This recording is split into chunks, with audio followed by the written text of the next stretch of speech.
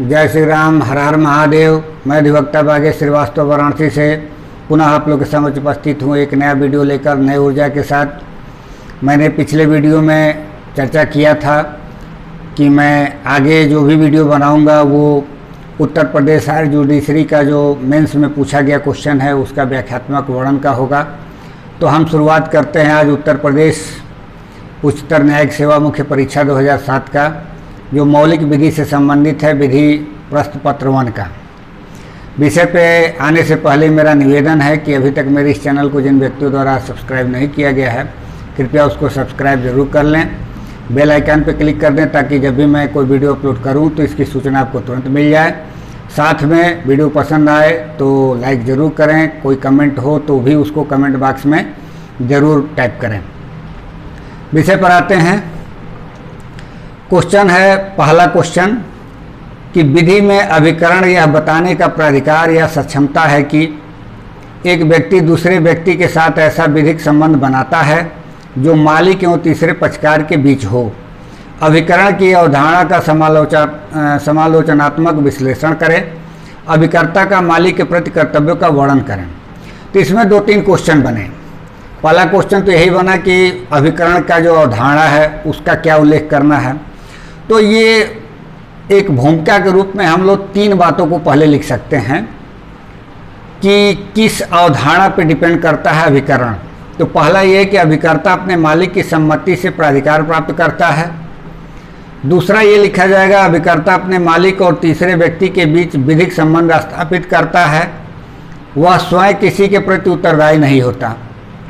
और तीसरे में हम लिखेंगे मालिक अनन्य रूप से तीसरे व्यक्ति के प्रति उत्तरदायी होता है। तो इस अवधारणा के साथ एक अभिकरण का गठन किया जाता है। और साथ में हम लोग इसके बाद ये भी लिखेंगे कि चूंकि जो धारा 25 संविदा अधिनियम में दिया गया है कि प्रतिफल के बिना कोई भी विधि संविदा जो है शून्य होता है, उसके एक अपवाद के रूप में ये भी है। एक तो धारा 25 में ही सब कुछ दिया गया है, 3 कंडीशन दिए गए हैं, लेकिन यदि अपवाद के रूप में हम देखते हैं तो एक अपवाद ये भी है कि इसमें भी कंसिडरेशन जरूरी नहीं है। और यह बात कहा गया है धारा 183 में। ये कहा गया है कि 183 में कि संविदा अधिनियम के अनुसार कोई भी व्यक्ति जो उस विधि के अनुसार जिसके अधीन है वयस्क है और स्वस्थ चित्त का है अभिकर्ता नियोजित कर सकता है। इसके कहने का तात्पर्य यह है कि जो व्यक्ति वयस्क है वही अभिकर्ता नियुक्त करेगा, लेकिन अभिकर्ता के रूप में वयस्क होना जरूरी नहीं है, क्योंकि इसके बारे में धारा 184 कह रहा है। ये कह रहा है कि जहां तक मालिक और पर व्यक्तियों के बीच का संबंध है कोई भी व्यक्ति अभिकर्ता हो सकता है, परंतु यदि अभिकर्ता वयस्क और स्वस्थ चित्त का नहीं है तो वह अपने मालिक के प्रति उत्तरदायी नहीं होगा।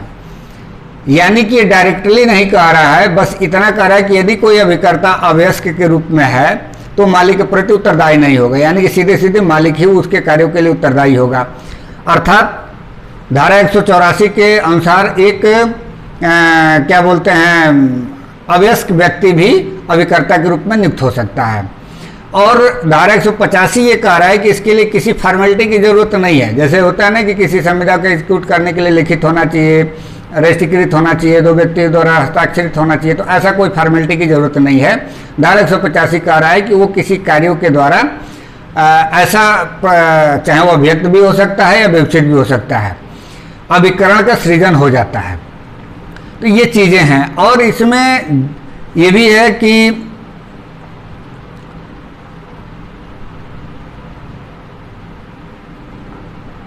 धारा 230 कह रहा है कि किसी तत्प्रतिकूल संविदा के अभाव में कोई भी अभिकर्ता अपने मालिक की ओर से अपने द्वारा की गई संविदाओं का प्रवर्तन व्यक्तिगत रूप से नहीं करा सकता है और न व्यक्तिगत रूप से उससे आबद्ध होता है।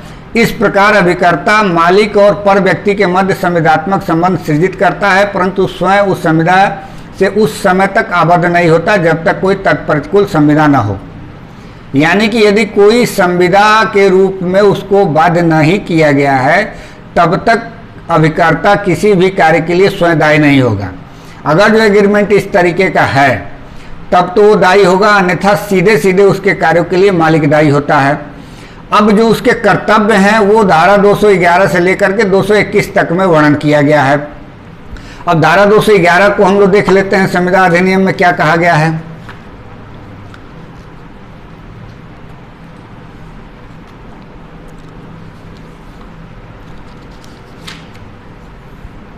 तो धारा 211 ये कह रहा है कि मालिक के कारोबार के संचालन में अभिकर्ता का कर्तव्य क्या होगा।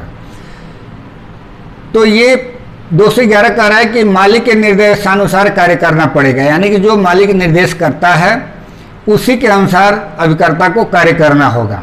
ये धारा 211 में दिया गया है। कह रहा है कि अभिकर्ता अपने मालिक के कारोबार का संचालन मालिक द्वारा दिए गए निर्देशों के अनुसार या ऐसे निर्देशों के अभाव में उस रूढ़ि के अनुसार करने के लिए आबद्ध है जो उस स्थान पर जहां अभिकर्ता ऐसे कारोबार का संचालन करता है उसी किस्म का कारोबार करने में प्रचलित हो। जबकि अभिकर्ता अन्यथा कार्य करे तब यदि कोई हानि हो तो उसे उसके लिए अपने मालिक की प्रतिपूर्ति करनी होगी, और यदि कोई लाभ हो तो उसे उसका लेखा लेना होगा। तो इस प्रकार से पहला ये कंडीशन हो गया कि उसका क्या कर्तव्य है, मालिक के निर्देशानुसार कार्य करना। दूसरा क्या है, धारा 212 में दिया गया है कि अभिकर्ता अभिकरण के कारोबार के संचालन में अपेक्षित कौशल और तत्परता से कार्य करेगा। अब इसमें क्या है, अभिकर्ता अभिकरण के कारोबार का संचालन उतने कौशल से करने के लिए आबद्ध है जितना वैसे कारोबार में लगे हुए व्यक्तियों में साधारणतः होता है, जब तक कि मालिक को उसके कौशल के अभाव की सूचना न हो। अभिकर्ता सदा ही युक्त तत्परता से कार्य करने के लिए और उसका जितना कौशल है उसे उपयोग में लाने के लिए और अपनी स्वयं की उपेक्षा कौशल के अभाव या औचार के प्रत्यक्ष परिणामों की बाबत अपने मालिक को प्रतिकर देने के लिए आबद्ध है, किंतु ऐसी हानि या नुकसान की बाबत नहीं जो उसे ऐसी उपेक्षा कौशल के अभाव या औचार से अप्रत्यक्ष या दूरस्थ कारित हो। यानी कि जो अभिकर्ता के रूप में है उसको अपेक्षित जो कौशल और तत्परता है उसके साथ कार्य करना पड़ेगा, ये उसका कर्तव्य है। फिर 213 में कहा गया है लेखा रखना तथा समय समय पर मालिक के समक्ष प्रस्तुत करना, ये भी एक कर्तव्य है। ये एक लाइन का है, अभिकर्ता अपने मालिक की मांग पर उचित लेखा देने के लिए आबद्ध है। फिर चौथा जो हेडिंग है वो बनेगा मालिक के संपर्क रखने, मालिक से संपर्क रखने तथा अभिकर्ता का कर्तव्य जो होगा मालिक से संपर्क रखने का होगा। ये बात धारा 214 में दी गई है। ये भी 2 लाइन का है, कह रहा है कि अभिकर्ता का कर्तव्य है कि कठिनाई की दशाओं में अपने मालिक से संपर्क रखने और उसके अनुदेश अभिप्राप्त करने के में समस्त युक्त तत्परता बरतेगा। यानी कि वो जब कोई ऐसी कठिनाई उत्पन्न हो जाए तो उस समय उसको अपने मालिक से तुरंत संपर्क करना होगा और उसके अनुदेशों के अनुसार ही उसको कार्य करना होगा, अपने मन से कुछ नहीं करना है, ये उसका कर्तव्य है। अब उसके बाद अगला हेडिंग बनेगा अपने नाम से व्यापार न करना, ये धारा 215 में दिया गया है। यानी कि जो अभिकर्ता होगा उस अभिकरण के अनुसरण में किसी प्रकार का अपने नाम से कोई कारोबार नहीं करेगा। ये कह रहा है कि यदि कोई अभिकर्ता अपने मालिक की सम्मति पहले से प्राप्त किए बिना और उसको तब तात्विक परिस्थितियों से जो उस विषय पर उसके ज्ञान में आई हो परिचित कराए बिना अभिकरण के कारोबार में अपने ही लेखे व्यवहार करे, तो यदि मामले से दर्शित हो कि या तो कोई तात्विक तथ्य अभिकर्ता द्वारा बेईमानी से मालिक से छिपाया गया है या अभिकर्ता के व्यवहार मालिक के लिए अहितकर है, तो मालिक उस व्यवहार का निराकरण कर सकता है। यानी कि इसका जो कर्तव्य है ये सीधे सीधे है कि जो भी व्यापार है उसको अपने नाम से नहीं करना है। अब इसके बाद से छठा है इसका गुप्त लाभों को प्रकट करना, ये धारा 216 में दिया गया है। यानी कि किस प्रकार का ऐसा जिसको मालिक को ज्ञान नहीं है लेकिन अभिकर्ता को पता है कि उस दौरान जो अनुक्रम तैयार किया गया है जो अभिकरण का, यानी कि अभिकरण के अनुक्रम में यदि कोई ऐसी गुप्त बातें हैं जिसका पता है अभिकर्ता को और मालिक को नहीं पता है तो उसको प्रकट करना होगा, ये बात धारा 216 में दिया गया है। ये भी एक कर्तव्य है। 7वां हेडिंग है इसका कि मालिक की ओर से प्राप्त राशियों को लौटाना, यानी कि ये धारा 217 और 218 को कंबाइन करके इसमें बताया गया है कि कोई भी ऐसा राशि दी गई है मालिक द्वारा किसी कार्य को करने के लिए, जैसे मान लीजिए कि अगर जो किसी व्यक्ति को कहा गया कि जाओ 1 किलो आलू ले आओ और उसको 100 रुपया दिया गया, तो 1 किलो आलू 100 रुपया में तो मिलेगा नहीं, जितने का आलू मिला उतने का आलू खरीदा और उसके बाद बाकी का पैसे का लौटाने का उसका कर्तव्य होगा। यानी कि जो अभिकरण जिस पर्पज के लिए गठित की गई है, उस अभिकरण के उद्देश्य में जो लागत हुए, जो खर्चे हुए, उसको काटने के बाद, यानी कि जो अभिकर्ता को दिया गया है पैसा बचने के बाद उसको मालिक को वापस करना होगा, ये कर्तव्य है। फिर उसके बाद से 8वां हेडिंग है कि अधिकारों का प्रत्यायोजन न किया जाना। ये धारा 190 में दिया गया है। अब 190 में ये कह रहा है कि जब इसको देखते हैं हम,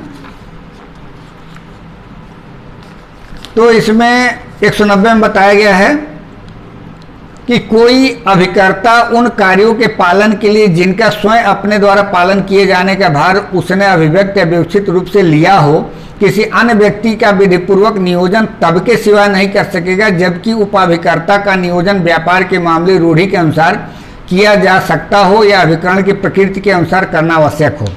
मतलब इस धारा में एक अपवाद भी उसका दे रहा है कि अगर जो ऐसा कोई रूढ़ी हो या ऐसा आवश्यक हो उस बिजनेस के अनुक्रम में, तब तो ठीक है, अन्यथा इसको अपने कार्य को प्रत्यायोजित नहीं करना होगा। अभिकर्ता को जो कार्य दिया गया है उसको स्वयं पूरा करना होगा। जैसे मान लीजिए किसी मकान को बनाने का कार्य दिया जाए किसी व्यक्ति को एजेंट के रूप में, तो अकेले तो बनाएगा नहीं, वो जरूर किसी को ठेका पे देगा या किसी लेबर मिस्त्री को सब पेटी ठेके पे देगा। तो उसी की बात कर रहा है कि ऐसा कोई प्रचलन में है तो उसको कर सकते हैं, अन्यथा उसको स्वयं करना होगा। उसके बाद से ये बता रहा है कि मालिक की मृत्यु हो जाने पर उसके हितों की रक्षा करना, यानी कि यदि कोई मालिक मर जाता है ड्यूरिंग एजेंसी, यानी कि अभिकरण के दौरान, तो ऐसा नहीं है कि अब अभिकर्ता सारे माल को लेकर के चंपत हो जाए। उसके जितने भी इंटरेस्ट हैं मालिक के, उन सारे इंटरेस्ट का प्रोटेक्शन करने की जिम्मेदारी जो उसके ऊपर दी गई है अभिकर्ता की हो जाएगी। और ये बात धारा 209 में कहा गया है। 209 ये कह रहा है कि मालिक की मृत्यु या उन्मत्तता के द्वारा अभिकरण के पर्यवसान पर अभिकर्ता के कर्तव्य, जबकि मालिक की मृत्यु हो जाने या उसके विकृत हो जाने से अभिकरण का पर्यवसान हो जाए, तब अभिकर्ता अपने को न्यस्त हितों के संरक्षण और परिरक्षण के लिए अपने अभूतपूर्व मालिक के प्रतिनिधियों की ओर से सभी उपयुक्त कदम उठाने के लिए आबद्ध होगा। तो इस प्रकार से क्वेश्चन नंबर 1 जो है वो हम लोग का पूरा होता है। यानी कि हम पहले अभिकरण की अवधारणा का वर्णन करेंगे, उसके बाद ये वर्णन करेंगे कि एक प्रकार से अपवाद के रूप में इसका प्रयोग किया जाता है धारा 25 के। तब उसके बाद से इसका कर्तव्य जो है वो धारा 211 से लेकर के 221 में वर्णन जो किया गया है, उसमें सभी धाराओं का वर्णन नहीं करना है। धारा 211, 212, 213, 214, 215, 216, 217, 218 का वर्णन कर दिया जाएगा और बीच में धारा 190 और 209 का वर्णन कर दिया जाएगा। इतने में हमारा क्वेश्चन ये पूर्ण हो जाएगा। अब आते हैं हम दूसरे क्वेश्चन पे। दूसरा क्वेश्चन कह रहा है कि एक एक्स जो कपड़े का थोक व्यापारी है, वाई को कपड़े बेचने एवं उसके द्वारा बेचे गए कपड़ों के मूल्य पर 5% कमीशन दिए जाने हेतु तो अभिकर्ता नियुक्त करता है। ये एक फैक्ट हो गया। अब इसके बाद क्वेश्चन अराइज कर रहा है कि तत्पश्चात वाई ने अपने मालिक से यह करार करता है कि उसके पास शेष बचे माल के मूल्य का उसके कमीशन में समायोजित किया जाए। एक्स वाई के अभिकरण का पर्यवसान करता है। अब इसके बाद एक्स वाई का जो अभिकरण है गठित किया गया उसको पर्यवसान कर देता है। वाई अपने पास बचे कपड़ों को एक्स को लौटाने से इनकार करता है और दावा करता है कि वह हित उसमें समाहित है और अभिकरण का पर्यवसान नहीं हो सकता, निर्णित करें। मतलब जो इसमें अभिकर्ता का एलिगेशन है उसके बारे में क्वेश्चन बना रहा है कि क्या वो उस पे धारणाधिकार का अधिकार रखता है कि नहीं रखता है, और क्या पर्यवसान के बाद भी इसके राइट बने रहेंगे कि नहीं बने रहेंगे। तो इसके लिए धारा 202 और धारा 221 जो है वर्णन करता है। अब धारा 202 कह रहा है कि किन कंडीशनों में, ये कह रहा है कि जहां के अभिकर्ता के विषय वस्तु में कोई हित हो वहां अभिकरण का पर्यवसान, जहां की उस संपत्ति में जो अभिकरण की विषय वस्तु हो अभिकर्ता का कोई हित हो वहां अभिव्यक्त संविदा के अभाव में अभिकरण का पर्यवसान ऐसे नहीं किया जा सकता कि उस हित पर प्रतिकूल प्रभाव पड़े। यानी कि जो कंडीशन प्रेसिडेंट की बात होती है उसकी ये बात कर रहा है, न कि सब्सिक्वेंट जो है कंडीशन की बात कर रहा है। तो यहाँ पे यदि कोई ऐसा इंटरेस्ट है जो पूर्व में ही सृष्ट किया गया है तो उसको पर्यवसान नहीं किया जा सकता। यहाँ क्या है, ये पश्चात की बात कर रहा है तो इसमें किया जा सकता है, क्योंकि क्वेश्चन में ये कह रहा है ना कि जब अभिकरण हो गया 5% कमीशन दिए जाने हेतु अभिकर्ता नियुक्त किया गया, तत्पश्चात तो वाई ने अपने मालिक से करार किया कि उसके पास शेष बचे माल के मूल्य का उसके कमीशन में समायोजित किया जाए। मतलब ये पूर्व में नहीं किया गया, अभिकरण के गठित होने के पश्चात किया गया। अब धारा 221 क्या कर रहा है उसको देख लीजिए, वो धारणाधिकार की बात कर रहा है। तो 221 ये कह रहा है मालिक की संपत्ति पर अभिकर्ता का धारणाधिकार, तत्प्रतिकूल संविदा के अभाव में अभिकर्ता को यह हक है कि उसे प्राप्त मालिक का माल, कागज पत्र और अन्य संपत्ति चाहे वह जंगम हो या स्थावर तब तक प्रतिधारित किए रहे जब तक उसे तत्संबंधी कमीशन, संवितरणों और सेवाओं की बाबत शुद्ध रकम दे न दी जाए या उसका लेखा न समझा दिया जाए।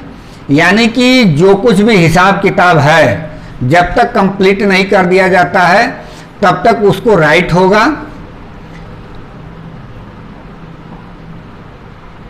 कि वो अपने उस संपत्ति को धारण करके रखे।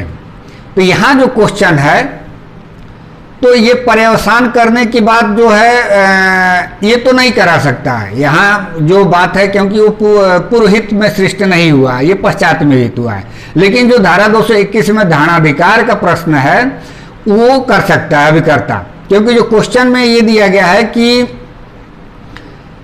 एक्स जो कपड़े का थोक व्यापारी है वाई को कपड़े बेचने एवं उसके द्वारा बेचे गए कपड़ों के मूल्य पर 5% कमीशन दिए जाने हेतु अभिकर्ता नियुक्त करता है। तो यहाँ तक तो क्लियर हो गया कि उसने नियुक्त कर दिया 5% कमीशन के लिए।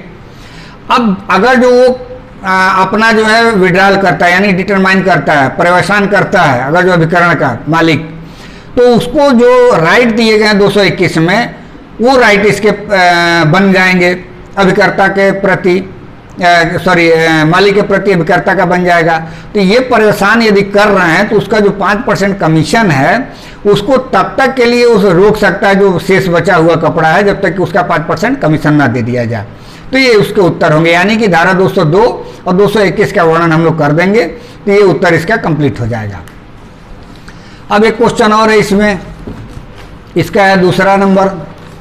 ये कह रहा है कि न्यायालय के क्षेत्राधिकार का निर्धारण उस समय पर माना जाता है जहां संविधीय संव्यवहार का विवाद उत्पन्न हुआ है, न कि पक्षकारों के बीच किए गए करार से निर्धारित होता है। वर्णन करें। अब ये देखिए, ये धारा 28 पे आधारित क्वेश्चन है। धारा 28 ये कह रहा है कि कोई भी ऐसा संविदा शून्य होगा जो किसी विधिक कार्रवाइयों को पूर्ण रूप से अवरुद्ध करता हो करने के लिए। तो इसके अपवाद भी दिए गए हैं, जैसे कोई मध्यस्थ को भेजा जाना, किसी मामले को अंतरित किया जाना, और साथ में खुद जब धारा आप वो पढ़ेंगे 20 और क्या नाम है कि सीपीसी का, तो उसमें एक बात कही गई है कि जहां कई जुरिडिक्शन बन रहे हैं, या धारा 17 को भी आप पढ़ेंगे, 18 को पढ़ेंगे, जहां कई जुरिडिक्शन बन रहे हैं तो उसमें प्रतिवादी जितने हैं या वादी हैं आपस में इस बात का समझौता कर सकते हैं कि कहाँ वाद संस्थित किया जाए। लेकिन उसके लिए 3 कंडीशन जरूर देखा जाएगा कि उसको क्षेत्राधिकार है कि नहीं है, यानी कि जिस न्यायालय के लिए एग्रीमेंट हो रहा है उस एग्रीमेंट के आधार पर उसको स्थानीय अधिकारिता का क्षेत्राधिकार होना चाहिए। दूसरा विषय वस्तु संबंधी होना चाहिए। अब विषय वस्तु भी 2 तरह का होता है, एक पेकुनियरी होता है, एक टेरिटोरियल होता है, और एक जो है क्या नाम है कि उसके स्थानीय होते हैं। तो इस तरीके का जो जुडिक्शन है, ये अगर जो उसके जुडिक्शन के अंतर्गत नहीं आता है तो एग्रीमेंट के आधार पर भी उसको जुडिक्शन नहीं बनाया जा सकता। यानी कि पक्षकार किसी बात का एग्रीमेंट करके किसी विषय वस्तु का जुडिक्शन नहीं बना सकते हैं यदि उस न्यायालय द्वारा विचारणीय नहीं है तो। यानी कि जुडिक्शन बनाया तभी जा सकता है जब उस न्यायालय द्वारा मामला पोषणीय है, सुनवाई योग्य है, तभी वो लागू भी होगा। तो इसका उत्तर यही होगा कि ऐसा कोई धारा 28 में तो पहली बात कि पूर्ण रूप से यदि कोई अवरुद्ध किया जा रहा है तो शून्य हो जाएगा, लेकिन उसके अपवाद जो दिए गए हैं कि अगर जो किसी विवाद के उत्पन्न होने के पहले ही ऐसा कोई एग्रीमेंट है आपस में कि इसके मध्यस्थम के द्वारा सुलह होगा या समझौता होगा, कोई विवाद उत्पन्न होता है या अमुक न्यायालय में इसकी सुनवाई होगी या उसका क्षेत्राधिकार होगा तो मान्य होगा। साथ में ये भी है, उसको ध्यान में रखा जाएगा कि जैसे कई जुडिक्शन में यदि मामले हैं तो आपस में एग्रीमेंट किया जा सकता है कि किस जुडिक्शन वाले न्यायालय में उसको वाद दायर किया जाए और उसका सुनवाई किया जाए, लेकिन उसके साथ ये भी ध्यान देना होगा कि उसकी जुडिक्शन जो है तीनों फॉलो करती पूर्ण करती है कि नहीं करती, यानी पेकुनियरी जुडिक्शन, टेरिटोरियल जुडिक्शन और सब्जेक्ट मैटर। ये अगर जो तीनों मैटर पे सुनवाई करने का उसको अधिकार है उस न्यायालय को, तो एग्रीमेंट करके उस न्यायालय में सुनवाई किया जा सकता है। अब इस पर एक केस भी है, केस है Baroda spinning and weaving company limited बनाम Satyanarayan marine and fire insurance company limited. ये कह रहा है कि निष्कर्षतः न्यायालय में क्षेत्राधिकार का निहित होना या न होना यह विधि का एक सारभूत नियम है तथा इसके विरुद्ध किसी भी पक्षकार को कार्य करने की अनुमति नहीं दी जा सकती, किंतु संबद्ध संविधात्मक संबंधों के मामले में पक्षकारों को क्षेत्राधिकार के संबंध में विधि द्वारा कतिपय छूट प्रदान की गई है। यथा यदि किसी मामले में एक से अधिक न्यायालयों को क्षेत्राधिकार प्राप्त है तो मामले के पक्षकार संविधात्मक संबंध आरंभ होते समय या उसके पश्चात किसी भी समय विवाद उत्पन्न होने के पूर्व अथवा पश्चात यह समझौता कर सकते हैं कि अगर कोई विवाद उत्पन्न होता है तो विभिन्न सक्षम न्यायालय में से किसी न्यायालय में वाद लाया जाएगा। यहाँ भी वही बात कही गई है, न्यायालय का सक्षम होना जरूरी है, तभी ये एग्रीमेंट भी मान्य होगा। तो इसका उत्तर यही हुआ कि एग्रीमेंट किया जा सकता है धारा 28 को ध्यान में रखते हुए, लेकिन ऐसा नहीं है कि विषय वस्तु या जो न्यायालय की सक्षमता है उसको इग्नोर किया जाएगा, उसको ध्यान में रखते हुए एग्रीमेंट किया जा सकता है और उस न्यायालय में सुनवाई की जा सकती है। अब एक और क्वेश्चन है धारा 3A का, ये कह रहा है कि फर्म के अपंजीकृत होने के प्रभाव का वर्णन करें। क्या एक अपंजीकृत फर्म के प्रभाव को वाद के लंबन के दौरान पंजीकृत करके दूर किया जा सकता है कि नहीं? तो पहली बात तो ये, जब आप भागीदारी अधिनियम को देखेंगे तो उसमें आपको ये निष्कर्ष मिलेगा कि कहीं से मैंडेटरी नहीं है कि फर्म का रजिस्ट्रेशन होना ही चाहिए, एक वैकल्पिक है, आपके ऊपर डिपेंड करता है कि फर्म का रजिस्ट्रेशन कराएं या न कराएं। फर्म का गठन 2 से अधिक व्यक्तियों द्वारा मिलकर आपस में लाभों के लिए किया जा सकता है और उसका संचालन भी किया जा सकता है, लेकिन इसके कुछ एक प्रकार से ये कह लीजिए कि क्या उसको बोलते हैं कॉन्सिक्वेंस, यानी कि प्रभाव, उसके परिणाम भी होते हैं। अगर जो उसका रजिस्ट्रीकरण नहीं कराया गया उस फर्म का रजिस्ट्री ऑफिस में, जो निबंधक कार्यालय होते हैं जहाँ पर रजिस्ट्रीकरण होता है, तो उसके धारा 69 में ये बातें कही गई हैं कि 3 प्रभाव होंगे। पहला कह रहा है कि भागीदारों तथा फर्म के पारस्परिक अधिकारों का परिवर्तन संबंधी वाद नहीं लाया जा सकता, यानी कि यदि फर्म रजिस्ट्रीकृत नहीं है तो कोई भी पक्षकार, जो फर्म का पक्षकार है, वो एक दूसरे के ऊपर किसी प्रकार का वाद नहीं ला सकते हैं। साथ में ये भी समझ लीजिए कि ऐसा नहीं है कि जब मुकदमा दाखिल कर दिया गया उसके बाद से उसका रजिस्ट्रीकरण कराया जाए, ऐसा भी संभव नहीं है। रजिस्ट्रीकरण वाद दाखिल होने के पूर्व होना चाहिए। हाँ, ऐसा हो सकता है कि डिस्प्यूट उत्पन्न हो गया हो, लेकिन यदि रजिस्ट्रीकरण हो चुका है उसके बाद यदि चाहे तो आदि न्यायालय में वो दावा दाखिल कर सकता है और वो पोषणी होगा। दूसरा कह रहा है कि फर्म तथा पर व्यक्तियों के मध्य के अधिकारों का प्रवर्तन संबंधित वाद, यानी कि जो उसमें फर्म से किसी तीसरे व्यक्ति के विरुद्ध भी यदि कोई मुकदमा दाखिल करना हो, वाद दाखिल करना हो किसी अधिकारों के विरुद्ध, तब भी नहीं ला सकते यदि फर्म रजिस्ट्रीकृत नहीं है तो। तीसरा कह रहा है कि मुजराई तथा अन्य कार्रवाई, जो 69 का उपधारा 3 है, वो ये कह रहा है कि जो बातें धारा 69 के उपधारा 1 और उपधारा 2 में बताई गई हैं वो मुजराई तथा अन्य कार्रवाइयों पर भी लागू होता है। यानी कि कोई व्यक्ति यदि फर्म का रजिस्ट्रीकरण नहीं करवाया है और फर्म का मेंबर है वो, तो ये न तो किसी पर व्यक्ति पे वाद ला सकता है, न अपने फर्म के ही किसी सदस्य के ऊपर वाद ला सकता है। तो ये इसके परिणाम हैं। तो यदि देखा जाए, यदि इन 3 उपधाराओं को, तो उस वजह से फर्म का रजिस्ट्रीकरण कराना अनिवार्य हो जाता है। अगर जो आप फर्म का रजिस्ट्रीकरण नहीं कराते हैं तो इन चीज़ों को आप नहीं करा सकते हैं। तो जब हम उत्तर लिखेंगे तो पहले तो यही लिखा जाएगा कि सामान्य नियम यही है कि कोई आवश्यक नहीं है, ये पक्षकारों के विकल्प पे होता है कि उसका रजिस्ट्रीकरण कराएं या न कराएं।